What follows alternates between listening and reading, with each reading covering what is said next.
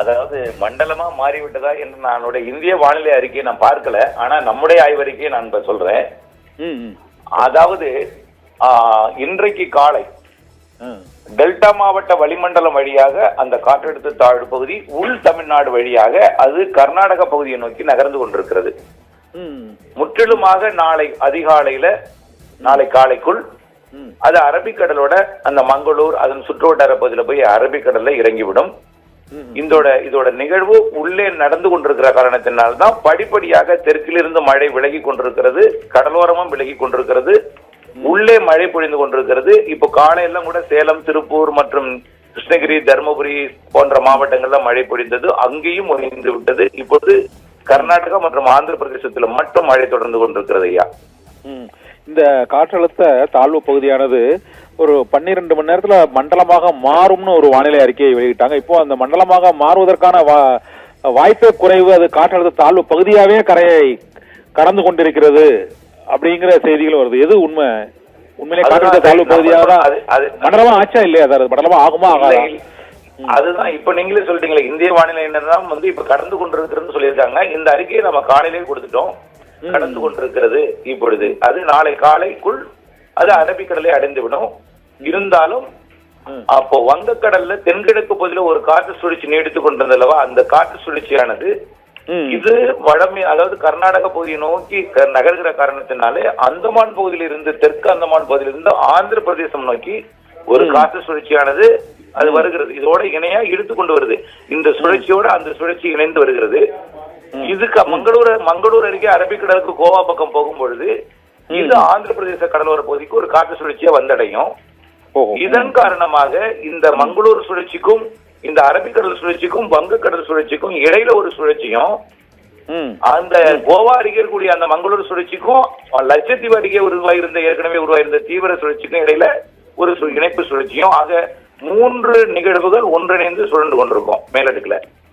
இவை எல்லாமே தமிழ்நாட்டுக்கு அப்பால் வட தமிழ்நாட்டுக்கு அப்பால் தெற்கு ஆந்திர பிரதேசம், தெலுங்கானா, கர்நாடகா, கோவா மற்றும் அரபிக்கடலோட லட்சத்தீவு பகுதி இங்கே நடந்து கொண்டிருக்கு இந்த சுழற்சியோட இணைப்பு சுழற்சி என்பது. இதனால அந்த அந்தமான் பகுதியில் இருக்கக்கூடிய நிகழ்வு வங்கக்கடல் பகுதிக்கு அந்த நம்முடைய ஆந்திர பிரதேச கடற்பகுதிக்கு வர இருக்கிற காரணத்தினாலே ஆந்திர பிரதேசத்தை ஒட்டிய தமிழ்நாட்டிற்கு மழை அவ்வப்பொழுது இருக்கும். அதுவும் திருவள்ளூர் மாவட்டத்திற்கும் அதனை ஒட்டியுள்ள தெற்காந்திர பகுதிக்கும் அதுபடி திருப்பத்தூர், வேலூர் மாவட்டத்திற்கும் எப்பொழுதாவது சென்னைக்கு கொஞ்சம் மழை பொழிவை கொடுக்கும். இப்போ ரெட் அலர்ட் எச்சரிக்கை நம்ம திருவள்ளூருக்கும் ராணிப்பேட்டைக்கும் ரெட் அலர்ட் எச்சரிக்கை இந்திய வானிலை மையம் கொடுத்திருக்கு. ஆனா நீங்க கர்நாடகாவுக்கு போயிருக்குன்னு சொல்லிருக்கீங்க. கர்நாடகால இந்த காட்டுல தான் போனா இங்க மழை பெய்யுமா சாருங்க? இந்த ரெட் அலர்ட் 20 சென்டிமீட்டர் மழை அதுக்கு அதிகமா பெய்யும் சொல்றாங்களே, இந்த ராணிப்பேட்டை, திருவள்ளூர்ல பெய்யுமா பெய்யாதா? நேற்றைக்கு இப்ப பெரும்பாலான மாவட்டங்களுக்கு நேற்று இரவு ரெட் அலர்ட் கொடுக்கப்பட்டிருந்த பொழுது கூட நாம பெய்யாது, இந்த நிகழ்வானது அந்த அளவுக்கு பெரிய மழை பொழிவை கொடுக்காது என்றுதான் சொன்னோம். இந்த நிகழ்வு இறுதியில வடகடலோரத்துக்கு கூட ரெட் அலர்ட் கொடுத்திருந்தாங்க, அப்ப கூட அங்கேயும் பெய்யாதுன்னு தான் சொன்னோம். இப்போ திருவள்ளூர் மற்றும் ராணிப்பேட்டைக்கு கொடுத்திருப்பதாக நீங்க சொல்றீங்க, அங்கேயும் இப்படிப்பட்ட ரெட் அலர்ட் கொடுக்கிற அளவுக்கு 20 சென்டிமீட்டருக்கு மேல மழை பொழிவு கொடுப்பதற்கு வாய்ப்பு இல்லை. ஆனா 20 சென்டிமீட்டர் நெருங்கி இந்த புதுவை, புதுச்சேரி, விழுப்புரம் அந்த பெரிய காலப்பட்டங்கள்லாம் 18% இங்க கடலூரை பொறுத்தவரை கொஞ்சம் சரியா 15 சென்டிமீட்டர் மழை பொழிவு இருந்திருக்கு. அது ஆனா நீங்க சொல்ற ரெட் அலர்ட் தாக்கல அது. ஆமா, அதாவது 20 சென்டிமீட்டர் என்பது 20 சென்டிமீட்டருக்குள்ள என்பது மிக கனமழை பொழிவு தான். அதிக கனமழை பொழிவு என்பது 20 சென்டிமீட்டருக்கு மேல. ஆமா, அதுக்கு ரெட் அலர்ட் கிடையாது. இருந்தாலும் முன்னெச்சரிக்கை காரணமா அது கொடுக்கப்பட்டிருக்கிறது. ஒரு சில இடங்கள்ல திடீரென்று ஒரு 25 பெய்து விடலாம் என்கின்ற ஒரு முன்னெச்சரிக்கை காரணமா. ஆனா நேற்றைக்கு முழுவதும் பெய்த மழை தான் 24 மணி நேரம் சீராக பெய்த மழை. ஒரு குறிப்பிட்ட நேரத்துல ஒரே நேரத்துல கொட்டவில்லை அந்த மழை. நேற்று காலையிலிருந்து இன்றைக்கு காலை வரைக்கும் பெய்திருக்க மழை தான் இது. புதுச்சேரியில பெய்து இல்லாம விழுப்புரம் மாவட்டத்திலையும் 172, 180 மில்லிமீட்டர் வரைக்கும் பெய்திருக்கு. கடலூர் மாவட்டத்திலையும் பொழிந்திருக்கு. எல்லாமே 20 சென்டிமீட்டருக்குள்ளதான் பொழிந்திருக்கு. அதே போல கரூர் மாவட்டத்திலையும் ஒரு சில இடத்துல பொழிந்திருக்குது, 15 சென்டிமீட்டர் எல்லாம் பொழிந்திருக்குது. இப்படி இருக்கிற நிலையில இப்ப ராணிப்பேட்டை மாவட்டத்திற்கும் பெரிய மழை பொழிவு கொடுக்க வாய்ப்பு இல்லை. அதுவும் ஒரு 15 சென்டிமீட்டர்.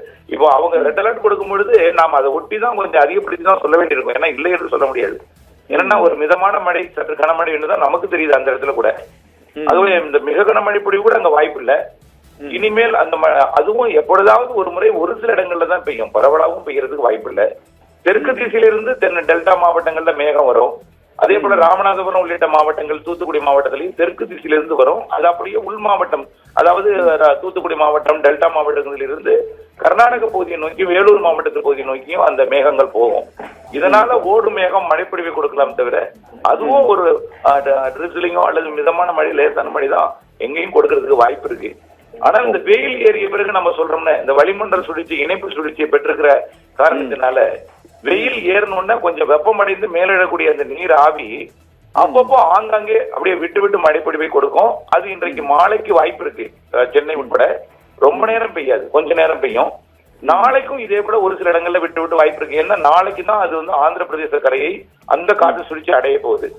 23ஆம் தேதி, 24, 25 அந்த சுழற்சி ஆந்திர பிரதேச கரையில இருக்கும் என்பதனால ஆந்திர பிரதேசம், தெலுங்கானா, ஒடிசா, கர்நாடகாவுக்கு தான் அதிக மழை பொழிவு கொடுக்கும். அதை ஒட்டி இருக்கக்கூடிய இந்த வடகடலோரத்திற்கு எப்பொழுதாவது ஒரு முறை மழை பொழிவை வெயிலுக்கு பின் வெயிலடிச்சு மழை பொழிவை கொடுக்கும். அது நாள் முழுவதும் பெய்யுற மழை அல்ல. திடீரென்று ஒரு மழைப்பொழிவு வந்து உடனடியாக ஆன் அண்ட் ஆஃப் முறையில ஆஃப் ஆயிடும். சிவகுமார் சார், நீங்க சொன்ன மாதிரியே இப்போ இந்த புதுச்சேரி, கடலூர்ல இன்று காலை வரை இந்த 18 சென்டிமீட்டர் வரை மழைப்பொழிவு இருந்தது. ஆனால் இப்போது அங்கு வெயில் எடுத்துக்கொண்டிருக்கிறது. அதே போல சென்னையிலும் பல இடங்களில் இன்று ஒரு 9 சென்டிமீட்டர் வரை 9 சென்டிமீட்டர் வரை மழை பொழிவு இருந்தது. ஆனால் அந்த பகுதிகளில் இப்போது வெயில் அடித்துக் கொண்டிருக்கிறது. அதனால் இனிமேல் தமிழகத்திற்கு, புதுவை பகுதிகளுக்கு மழை பொழிவு இருக்குமா, இருக்காதா?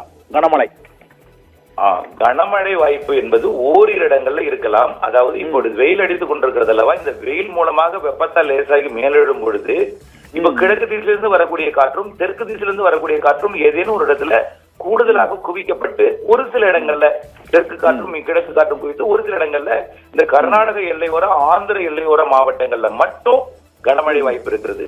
அதுவும் நீடித்து நின்று விடிய விடிய பெய்கிற மழையோ கிடையாது. ஒரு அரை மணி நேரத்துல அந்த மழை பொழிவு நிறைவடைந்துடும். அதுவும் 5 சென்டிமீட்டருக்கு மேல போறதுக்கு வாய்ப்பு இல்லை. 5, 8க்குள்ளதான் இருக்கும், அதுக்கும் வாய்ப்பு இல்லை.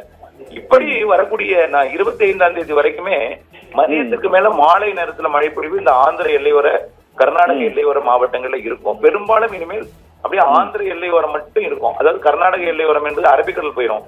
வங்கக்கடல் நிகழ்வு இருக்கிற காரணத்தினால ஆந்திர எல்லையோரத்துல மட்டும், சென்னையை ஒட்டிய திருவள்ளூர் மாவட்ட பகுதிகளுக்கு மட்டும் தினசரி மாலை இரவுல கொஞ்ச நேரம் மட்டும் இருக்கும் மழை. அதுவும் பரவலாக எல்லா இடத்துக்கும் முழுவதுமான மழை பொழிவை கொடுக்காது. 25ஆம் தேதி வாக்குல வங்கக்கடல் நோக்கி காற்று திசை மாறும். ஏன்னா இந்த நிகழ்வு ஆந்திர பிரதேச கரையில இருக்கும் பொழுது அந்தமான் கடற்பகுதிக்கு 22ஆம் தேதி இன்றைக்கு ஒன்று வர, அதாவது தென்சின கடற்பகுதியிலிருந்து தாய்லாந்து வளைகுடா வருகிறது. 23, 24ஆம் தேதி அந்தமான் பகுதிக்கு ஒரு காற்று சுழற்சி வருகிறது, தாழ்வு நிலை. அது 25, 26ல தமிழ்நாட்டின் கரையை நெருங்கும் பொழுது ஆந்திர பிரதேச கரையை ஒட்டி இருக்கக்கூடிய காற்று சுழற்சி இதோட இணைந்து தாழ்வு மண்டலமாக மாறும் என்று எதிர்பார்க்கப்படுகிறது. 26ஆம் தேதி, 25 அல்லது 26. 25ல் இருந்து காற்றோட திசை மேற்கு நோக்கி போவது.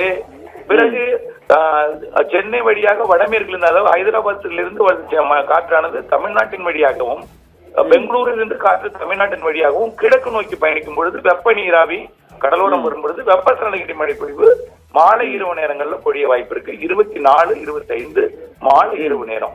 26ஆம் தேதி கிழக்கில் இருந்து அந்த நிகழ்வு வந்து வெளி சுற்று தொடங்கிடும். 26ஆம் தேதி, 26 பிற்பகலில் இருந்து அல்லது மாலைக்கு பிறகு இரவில் இருந்தாவது 27ஆம் தேதி இருந்து அடுத்த நிகழ்வு மழை பொழிவை தொடங்கிவிடும். ஓகே, நன்றி சார். தமிழகத்திற்கான அந்த கனமழை பாதிப்பு இல்லை என்ற கணிப்பை எங்களோட பயந்து கொண்டமைக்கு மிக்க நன்றி செல்வகுமார் சார். நன்றி.